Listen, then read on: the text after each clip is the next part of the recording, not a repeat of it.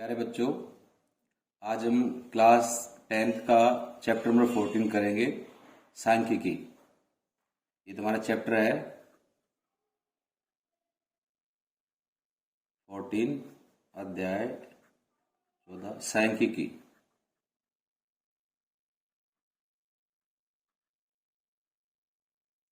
बच्चों, इस चैप्टर में हमने 3 चीज पढ़नी है: माध्य, माध्यिका और बहुलक। तो सबसे पहले मैं लिखता हूं माध्य, दूसरा है हमारा माध्यिका और तीसरा है हमारा बहुलक।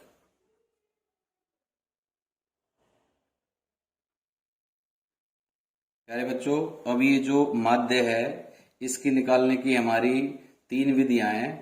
मैं आपको बता दूं, पहली विधि जो है प्रत्यक्ष विधि,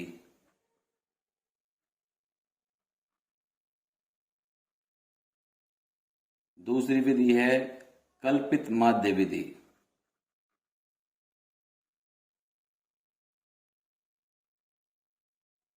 कल्पित माध्य विधि, और तीसरी हमारी विधि है पद विचलन विधि, पद विचलन विधि। बच्चों, मैं आपको बताना चाहूंगा कि ये हमने क्लास 9th में भी पढ़ा था, सांख्यिकी वाले अध्याय में, कि माध्य क्या होता है, माध्यिका क्या होता है, बहुलक क्या होता है। लेकिन बच्चों, इसमें 10th क्लास में जो हम पढ़ेंगे, 9th क्लास में थे वो अवर्गीकृत आंकड़े, लेकिन अब हम करेंगे वर्गीकृत आंकड़ों के आधार पर ही हम माध्य, माध्यिका, बहुलक निकालेंगे। अब आंकड़े क्या होते हैं? जो कोई सूचना हम इकट्ठी करते हैं बच्चों, किसी चीज के बारे में, जैसे हमारी क्लास में कितने पंखे हैं तो वो आंकड़ा हो गया, और ये हमारी क्लास में कितने डेस्क हैं, ऐसे आंकड़े हो गए। और एक मैथ्स के एग्जाम में 30 बच्चों के क्लास की जो ग्रुप था उसके अंदर बच्चों को कितने मार्क्स आए मैथ्स में, तो इसी तरह आंकड़े इकट्ठे करके उनका माध्य निकालना। तो अब जैसे सीधी सी पहले मैं आपको 9th वाले हिसाब से, जिन बच्चों ने कोरोना काल के कारण माध्य नहीं सीखा उन्हें बता दूं, अवर्गीकृत आंकड़े जिनको हमने वर्गीकृत नहीं किया किसी चीज के अंदर, तो उसके बोलते हैं अवर्गीकृत आंकड़े, अवर्गीकृत आंकड़े। जैसे हमने कि कोई क्रिकेट मैच है, किसी प्लेयर ने 5 ओवर फेंके और उसने कितने अपने रन दिए, उस रन की एवरेज क्या है। तो जैसे हमने आंकड़े लिख दिए, भाई किसी में 10 रन दे दिए, किसी में 5 रन दे दिए, किसी में 8 रन दे दिए, किसी में 7 रन दे दिए, और किसी में दोबारा 10 रन दे दिए। तो ये आंकड़े हो गए हमारे। अब हमें इन आंकड़ों का माध्य निकालना है, माध्य। तो बच्चों, माध्य का क्या सूत्र होता था कि जितने भी आंकड़े जो दे रखे हैं इन सबको आंकड़ों को जोड़ देंगे, और जो कुल आंकड़े हैं उससे हम इसको भाग दे देंगे, तो हमारा माध्य निकल के आ जाएगा।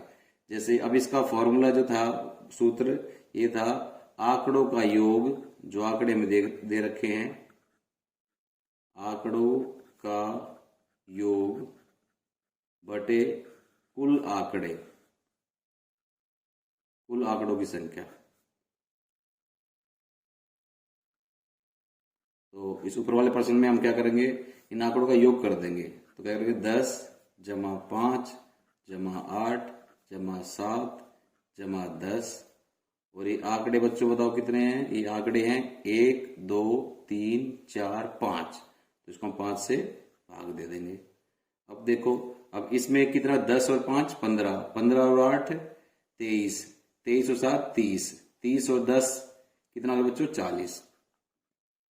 अब 40 को 5 से भाग कर देंगे, तो 5 एकम 5, 5 अट्ठे 40। तो 8, इस क्वेश्चन में इन आंकड़ों का माध्य क्या आ गया, 8। इस माध्य को हम इंग्लिश में बोलते हैं एवरेज।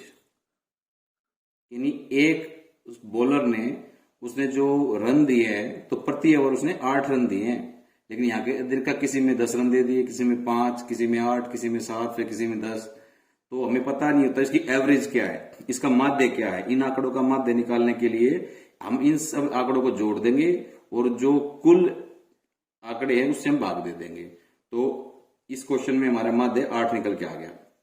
अगर बच्चों सपोज करो आंकड़े बहुत सारे हैं, जैसे 100 आंकड़े हैं या 50 आंकड़े हैं, तो उस केस में हम क्या करेंगे। जैसे अब हमें आंकड़े दे दिए बहुत सारे, ये आंकड़े जैसे कि 2, 3, 8, 7, 6, 5, 8, 9, 10, 12, 13, 18, 22, 30, 45, 35, 55, 65, 75, 85, 90, 95 और 99। अब बच्चों इतने सारे आंकड़े हो गए, इन सब आंकड़ों को आप जोड़ोगे, जोड़ो आंकड़ों से भाग करोगे तो ये बहुत ही मुश्किल काम हो जाएगा। तो इस तरह के जो प्रश्न हमारे 10वीं कक्षा में हो गए, हम इनको वर्ग अंतराल में बांट लेंगे। वर्ग अंतराल में बांट के फिर हम उनकी बारंबारता निकालेंगे, फिर हम उनका वर्ग चिन्ह निकालेंगे और फिर हम इस प्रश्न को हल करेंगे। तो अब हम जो कक्षा 10 में है ऐसे ही प्रश्नों को हल करेंगे। तो इस जो माध्य निकालने की विधि होगी वो 3 विधि होगी। प्रत्यक्ष विधि से निकाल देंगे माध्य हम, या कल्पित माध्य विधि से निकाल देंगे, या पद विचलन विधि से निकाल देंगे। तो अब ये मैंने आपको इसका बेसिक बताया कि माध्य क्या होता है, माध्य कैसे निकालते हैं, आंकड़े क्या होते हैं, अवर्गीकृत आंकड़े क्या थे। अब वर्गीकृत आंकड़े के बारे में हम पढ़ेंगे। ये हमारा बेसिक था जो 9th तक सब बच्चों को आता था। अब मैं आपको एक प्रश्न करा के दिखाऊंगा। अध्याय अपना जो 14 है, इसकी ये प्रश्नावली 14.1 का हम पहला क्वेश्चन करेंगे बच्चों।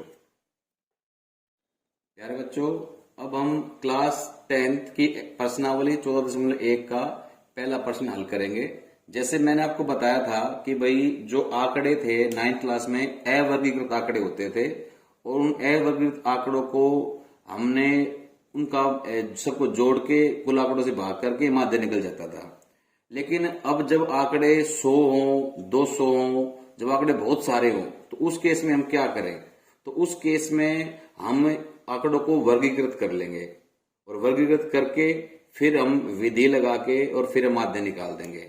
जैसे अब इस प्रश्न में बताया गया है कि विद्यार्थियों के एक समूह द्वारा पर्यावरण संचेतना अभियान के अंतर्गत एक सर्वेक्षण किया गया, कोई सर्वे किया गया है एनवायरमेंट के बारे में, जिसमें उन्होंने एक मोहल्ले के 20 घरों में लगे हुए पौधों से संबंधित आंकड़े एकत्रित किए। 20 घरों के आंकड़े इकट्ठे किए हैं और पौधों के बारे में। प्रति घर माध्य पौधों की संख्या ज्ञात कीजिए कि हर घर में के हिसाब से पौधे कितने थे। तो पौधों की संख्या, जिस घर में 0 से 2 यानी 0 से लेकर 2 तक पौधे हैं वो घर है 1। जिस घर में 2 से 4 के बीच में पौधे हैं वो घर है 2। जिस घर में 4 से 6 के बीच में पौधे हैं वे घर है 1। जिस घर में 6 से 8 पौधे हैं वो घर है 5।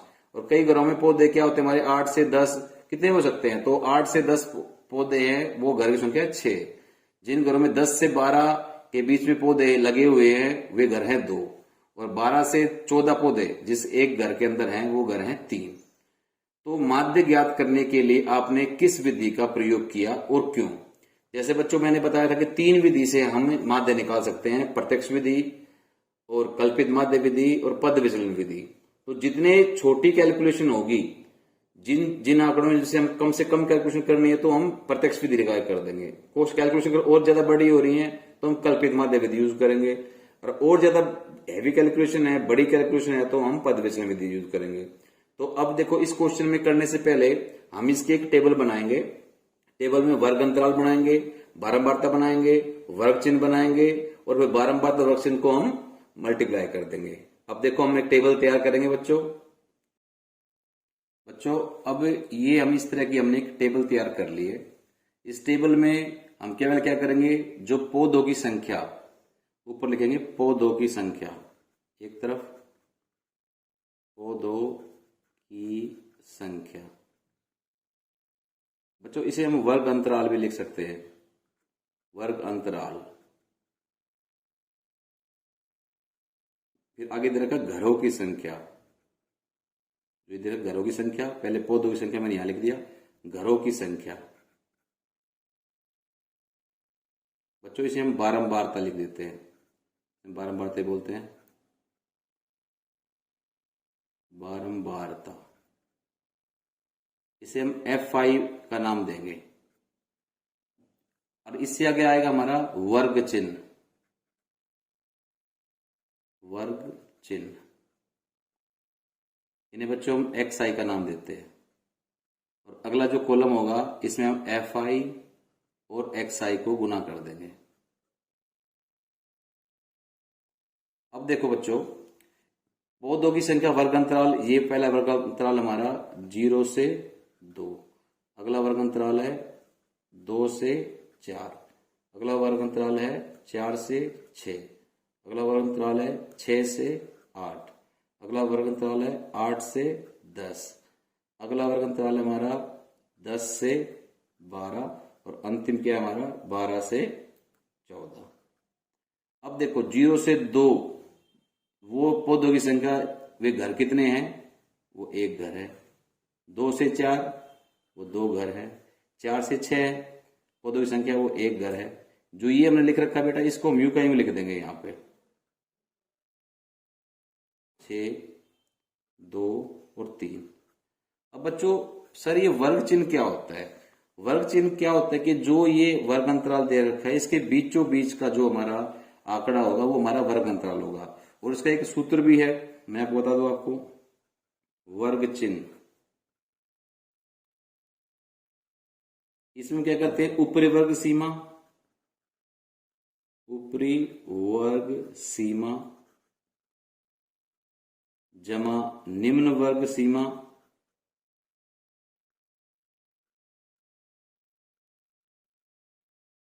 उसको हम 2 से भाग कर देंगे। सर इस पहले क्वेश्चन में आप हमें करके दिखाओ कि ऊपरी वर्ग सीमा क्या थी। तो उससे पहले ऊपरी वर्ग सीमा थी जो हमारा ये जहां बड़ी है वो है 2 ऊपरी वर्ग सीमा और 0 क्या है हमारी निम्न वर्ग सीमा।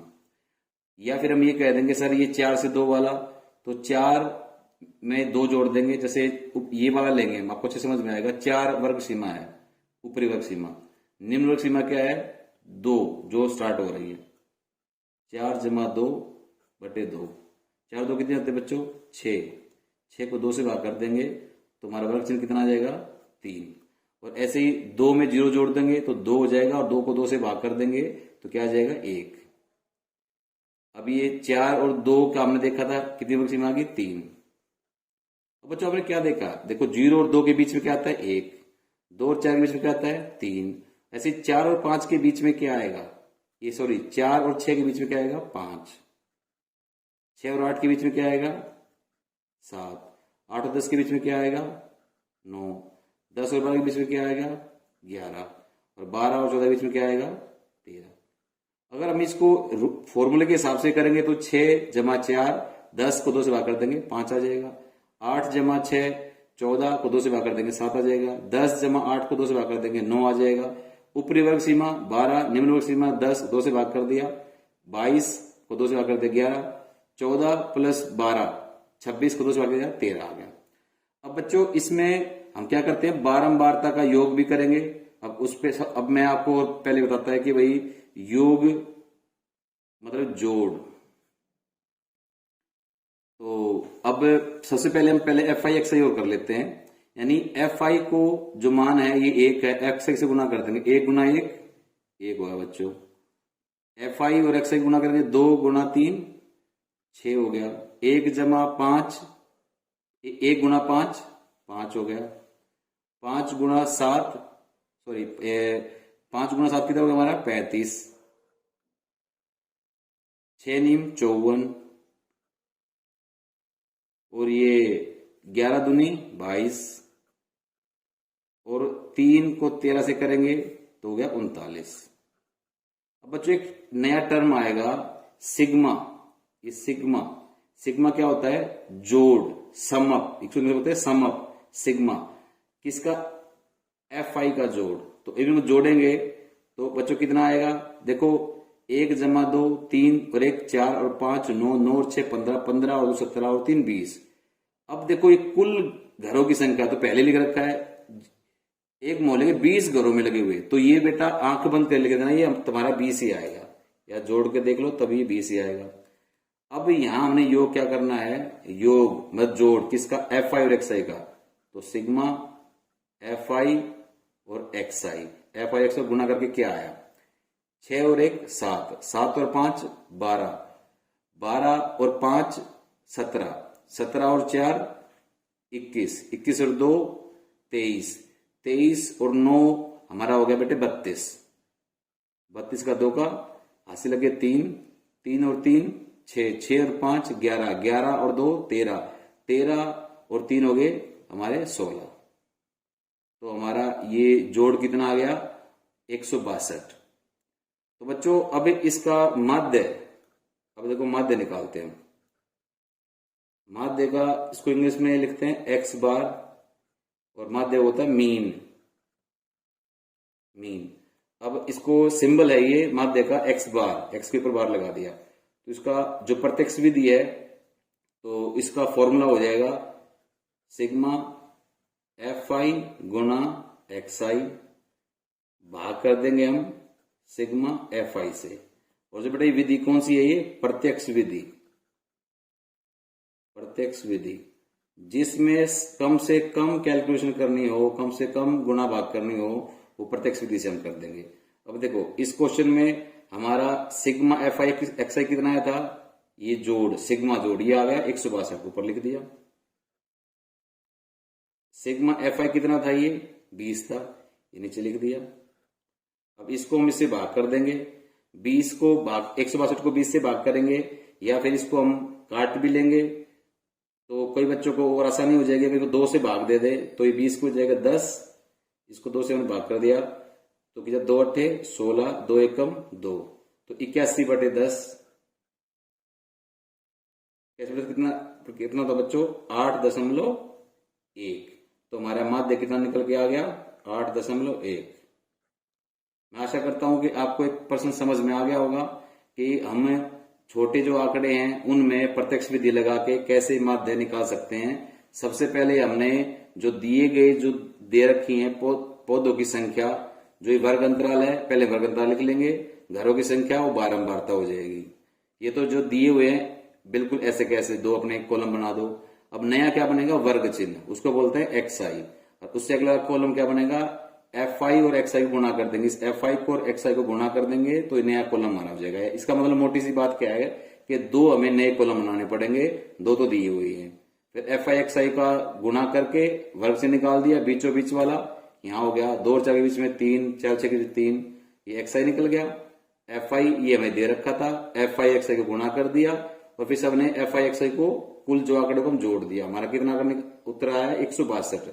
और एफ आई एक्स आई ये जो सिग्मा एफ आई क्या था, मतलब जोड़ बारंबार तक 20, अब ये सूत्र में रख दिया, आंसर आ गया। अगर बच्चों आपको ये क्वेश्चन का अच्छे से समझ में आ गया हो तो अपने फ्रेंड्स को भी बताना कि वो भी घर बैठे आराम से 10वीं कक्षा के सांख्यिकी चैप्टर के अच्छे से सारे क्वेश्चन को समझ ले, क्योंकि ये बहुत ही आसान चैप्टर है, एग्जाम में मार्क्स स्कोरिंग है। प्यारे बच्चों, अब हम क्लास 10th का क्वेश्चन नंबर 6 करेंगे। इसमें बताया गया कि निम्नलिखित सारणी किसी मोहल्ले के 25 परिवारों में भोजन पर हुए दैनिक व्यय को दर्शाती है। दैनिक व्यय की टेबल है ये। एक उपयुक्त विधि द्वारा भोजन पर हुआ माध्य व्यय ज्ञात कीजिए। मतलब सवाल को पहले समझ में आना चाहिए कि दैनिक व्यय यानी जिस घर में 100 से 150 रुपये खर्चा आता है घर पे अपने भोजन पे, वैसे परिवारों की संख्या कितनी है 4।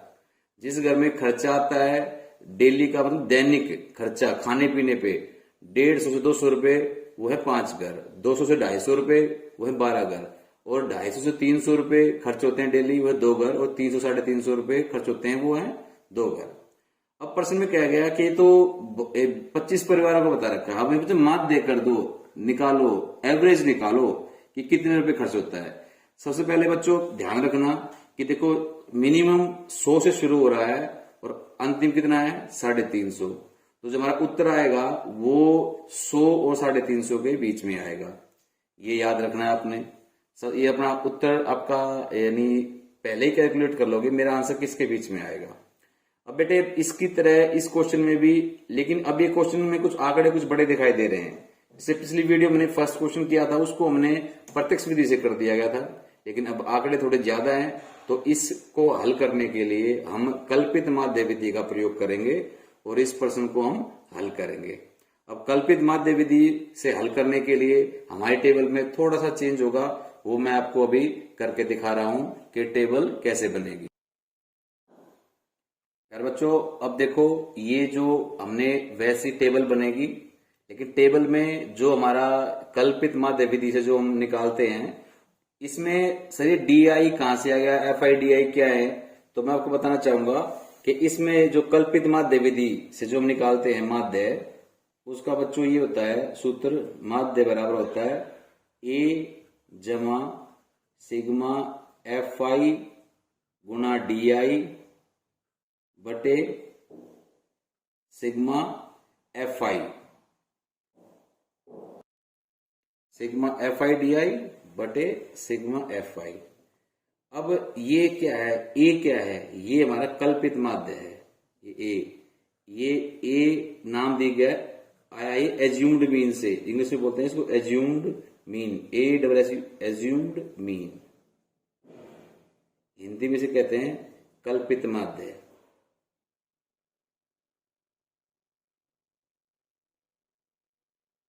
इसी कारण इस ये विधि है हमारी, ये है कल्पित माध्य विधि, कल्पित माध्य विधि। पहली हमारी विधि प्रत्यक्ष विधि थी जो सिंपल कैलकुलेशन, अब कैलकुलेशन थोड़ी बड़ी है, तो अब टेबल बना देंगे हम। इसमें क्या है, दैनिक व्यय जो दे रखा, पहले टेबल में बनाया था दैनिक व्यय, ये हमारा वर्ग अंतराल होता है। दूसरा क्या है, परिवारों की संख्या, परिवारों की संख्या, तो ये हमारी बारंबारता होती है, इसे हम एफ आई का नाम दे देंगे। आगे होता है हमारा वर्ग चिन्ह, वर्ग चिन्ह, उस वर्ग चिन्ह को हम बोलते हैं एक्स आई। अब ये दैनिक व्यय है, ये हमारी बारंबारता होगी या परिवार की संख्या होगी। अब हमारे कितने वर्ग अंतराल है, अब जैसे बच्चों ये वर्गीकृत आंकड़े हैं, तो सबसे पहले हमारा ये है 100 से 150 रुपए, ये दैनिक व्यय क्या है रुपयों में, 100 से 150 रुपए, फिर 150 से 200 रुपए जिस घर में खर्च होते हैं, और फिर ये लिख देंगे हम 200 से 250 रुपए जिस घर में खर्च होते हैं, फिर 250 से 300 रुपए जिन घर में खर्च होते हैं, फिर 300 से लेके 350। तो 100 से 150 वाले घरों कितने हमारे, 4, ये 150 से 200 5, 200 से 250 12 घर, 250 से 300 2 घर, और 350 350 2 घर। बच्चों ये तो बिल्कुल वैसा ही के वैसा किया था जो हमने प्रत्यक्ष विधि में किया था। वर्ग चिन्ह भी वाला भी वही है। वर्ग चिन्ह क्या हमने निकाला था, ऊपरी वर्ग सीमा बटे ऊपरी वर्ग सीमा जमा निम्न वर्ग सीमा भाग 2। तो 150 में हम 100 जोड़ देंगे तो कितना हो जाएगा, 150 जमा 100 बटे 2। ये वर्ग चिन्ह निकाल रहे हैं बेटे, वर्ग चिन्ह निकालने के लिए हम इसको कर रहे हैं। तो ये 100 जमा 150 250, 250 को अब हम 2 से भाग कर देंगे तो आगे आ जाएगा हमारा 125। तो ये क्या है, 100 और 150 बीच में बीचों बीच का क्या आएगा, 125। हम डायरेक्ट भी लिख सकते हैं, और जो अकॉर्डिंग टू रूल जो हमारा फॉर्मूला है वर्ग चिन्ह का ये होता है, ऊपरी वर्ग सीमा जमा निम्न वर्ग सीमा को 2 से भाग कर देंगे। अब इसका 150 200 के बीच का है 175। 200 से 250 के बीच का क्या आ जाएगा हमारे बच्चों, 225। 250 और 300 के बीचों बीच आ जाएगा हमारा 275। 275 300 से 350 में 325।